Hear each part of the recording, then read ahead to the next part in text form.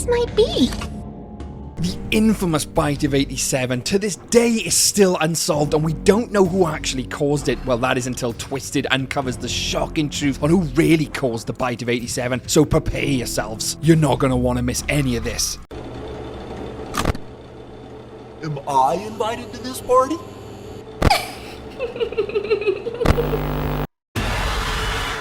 Now I know, do not get this confused with the bite of 83, which was shown in Five Nights at Freddy's 4, where you see the crying child being shoved into the mouth of Freddy Fazbear, and lo and behold, Freddy Fazbear's mouth closes shut and crushes the victim's head. That is the bite of 83, not the bite of 87, because the details on the bite of 87, the attacker and identity of the animatronic responsible are currently unknown, but the victim lost their frontal lobe and they survived the attack. But who actually caused it to begin with? Well, first off, we know it cannot be the puppet, because the puppet actually lacks any teeth to do any damage and doesn't actually have that animalistic instinct like the other animatronics. The others are like animals, but I am very aware.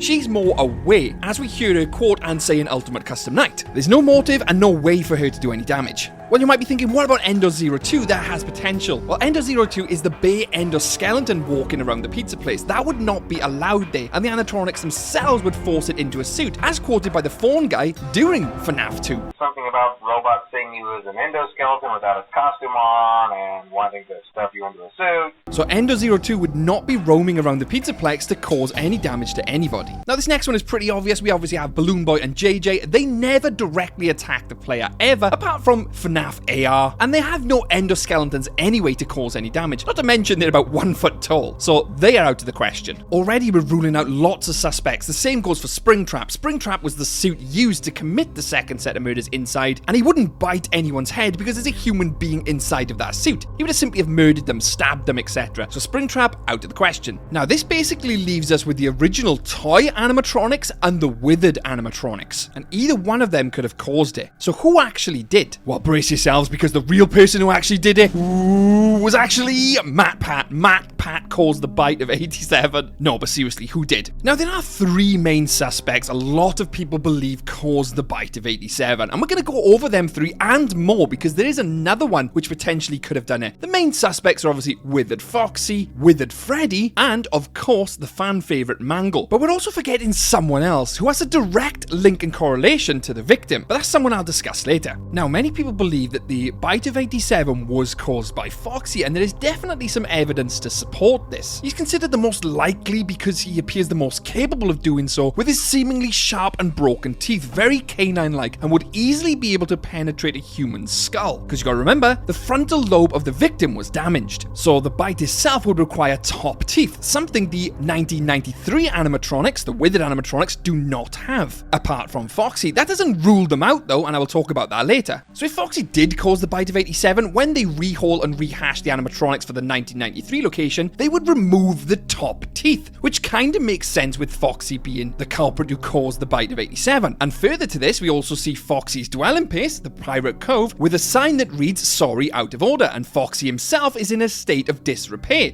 possibly suggesting that the attraction was shut down after the incident. Foxy's jaw also seems to hang loosely, as if it was damaged through excessive force. However, when entering the office to attack the player in the first game, his jaw is always closed, then falls open. Despite all this evidence suggesting it was him, FNAF 2 actually says it wasn't Foxy as the attacker, and he and the other withered animatronics were most likely in parts and service when the bite took place. Because there is no way Fazbear Entertainment would be allowing old, withered animatronics to be walking around the pizzaplex in the first place. So there's no way Foxy would be out and about in the pizza place to cause that bite. He would have been in parts and service, simple fact. And we can further disprove the fact that it wasn't Foxy, because if he had caused the bite of 87, then it would seem very odd for the owners to keep him around and bring him back for the 1993 location. Just doesn't make sense. Not to mention, the newspaper clipping actually says that the toy animatronics were scrapped and they never came back flashback, suggesting it was one of them who caused the bite of 87.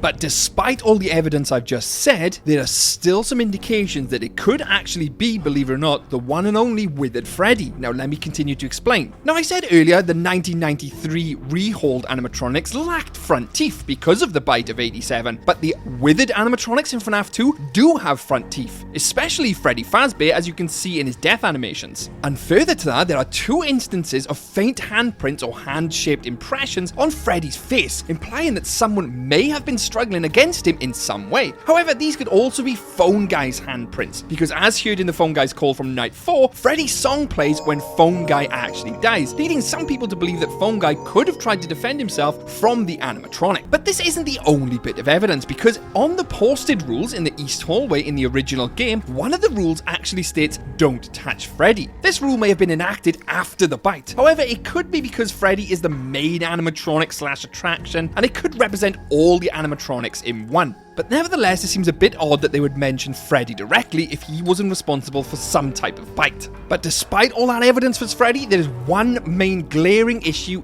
Just like the other animatronic Foxy, it's a withered animatronic, so they would have been in parts and service. They would not be allowed to roam around the Pizzaplex. So despite there's all these other bits of evidence, it would not have been Freddy and it would have not have been Foxy, because they're both withereds. So with that logic entirely, it rules out the entire withered collection, leaving only the Fun Times. And the prime suspects of the Fun Times are Mangle and one other, which I will talk about in a moment. Now, many people believe Mangle caused the bite of 87, and there is some evidence to suggest it possibly was them. But it is worth noting that Mangle wasn't the only active animatronic or suspect during the time of the bite. There was another one, which I will discuss later. But first, let's talk about this big piece of evidence that Mangle was behind the bite. Because if you look at the jump scare / death animation involving Mangle, you can clearly see it swings in from the ceiling of the office with its jaws wide open, going straight for the player's head. And upon inspection, it seems that Mangle attacks the upper area of Jeremy's head, where the frontal lobe is located. This further strengthens the possibility that the Mangle actually caused the bite of 87 in a similar fashion to its death screen.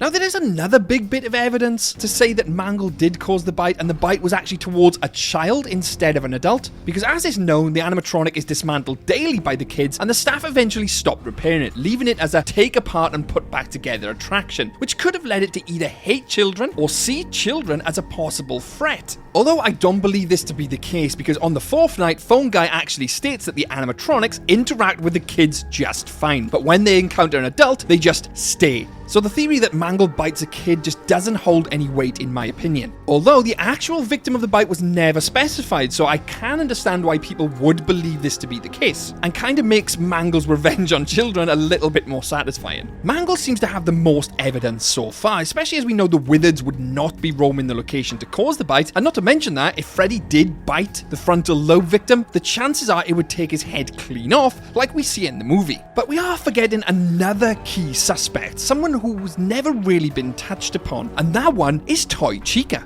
Hello, new friend.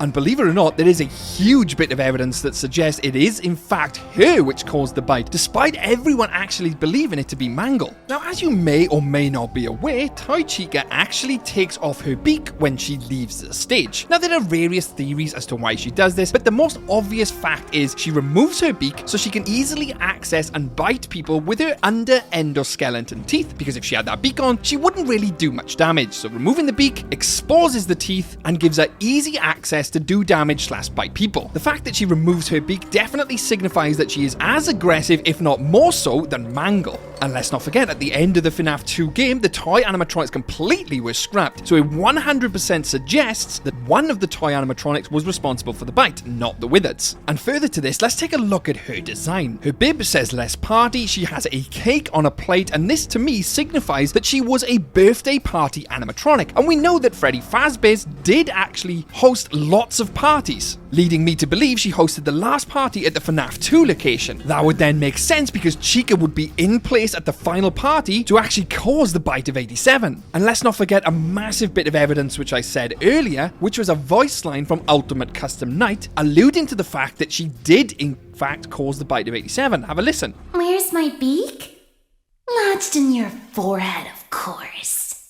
This all aligns perfectly with the bite victim indeed being bitten around their forehead, more specifically the frontal lobe. But that would mean she would have to have removed her beak during that party, and someone would have thought that that wasn't quite right and maybe alarmed some of the attendants. But nevertheless, that is a huge bit of evidence. So right now we have two suspects, Mangle and Toy Chica. But you might be thinking, what about the other toy animatronics such as Freddy, Bonnie? Why are they not suspects? Now realistically, it is possible that they could have caused the bite of 87, but there's no real circumstantial specific evidence to these two animatronic characters. Now you could argue and say as Toy Freddy approaches the office, his jaw becomes more open/wide, ready for the bite, but that's just normal stuff. However, Toy Bonnie does have two front teeth, which if they caused the bite, them teeth would definitely be going into the forehead/frontal lobe, causing extreme damage. But in terms of actual evidence for them, there isn't really any, so I'm ruling them two out. And that leaves only two suspects, Mangle and Toy Chica. So ravioli, give me the formioli. Who really did the bite then? And this is it, the million-dollar question, who I believe actually caused the bite of 87. We know that it was definitely one of the toy animatronics. We know that they did damage to the frontal lobe, and for me, we have irrefutable evidence in Toy Chica, believe it or not. She actually says, "Where is my beak? Buried in your forehead." We're assuming she removed her beak to take the bite, but in actual fact, if she didn't remove the beak, like she's saying in her actual dialogue in Ultimate Custom Night, that beak's point would in fact cause damage to the frontal lobe, and when she pulls back from the bite, being lodged in their forehead. We seem to be forgetting the fact that she can attack with her beak as well. She was also present at the last birthday party, given her design, her role at Freddy Fazbear's. It all seems to make sense. Don't get me wrong, there is definitely evidence to suggest, and I can see why people would believe it to be Mangle, with the bite animation especially, but there isn't enough confirmation like there is with the voice line directly confirming she's bit someone in the head. But ultimately, Scott has left this mystery to be unsolved, and I think that's the way it's going to stay. Like I said earlier, it's very much like the Krabby Patty formula. No one really knows what's inside or the secret ingredient. I think that's going to be the case here. So with that being said, who do you think caused the bite of 87? Is this someone I've brought up and talked about, or is it someone completely different? I'd love to hear your theories on this in the comments section below. And don't forget to subscribe, because I've got plenty more content like this coming up. And that leads me to another question. What actually happened to the kids' bodies inside of the animatronics in FNAF 2? If you want to know about that, check out this video here. 83 or 85 believe that there would have been an investigation into the children's deaths, right? Now subscribe and give me that formioli. I'm Twisted Animatronic, and stay safe out there, superstars.